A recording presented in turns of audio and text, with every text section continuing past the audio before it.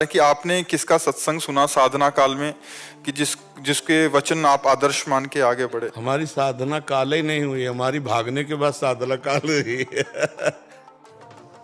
आप जानते हैं कि आप साधना काल में पूज्यपाद उड़िया बाबा जी और भाई जी महाराज की सुने। अब आजकल कौन से अब मतलब महापुरुष आखिरी वक्त तक सत्संग सुनते रहते हैं जी। हमारे आज हरिवंश महाप्रभु और पूज्यपाद श्री सदगुरुदेव भगवान देख रहे हैं ना ऊपर, तो इसी समझना चाहिए सर के ऊपर कौन है।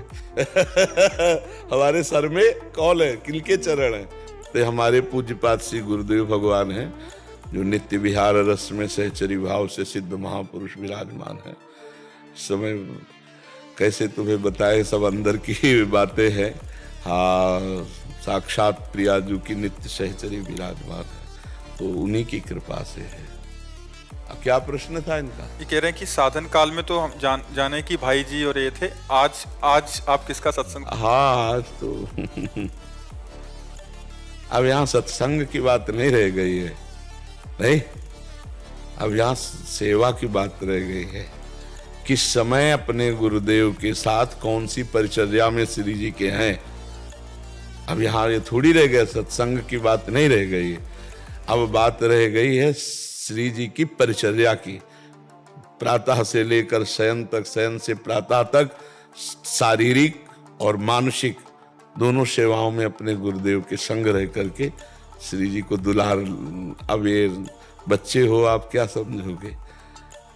देखने को पुरुष देह होता है, लेकिन यहाँ भाव देह के द्वारा प्रिया प्रीतम की परिचर्या होती है। अब कुछ जानना नहीं है और अब कुछ पाना नहीं है, अब बस स्वाद लेना है।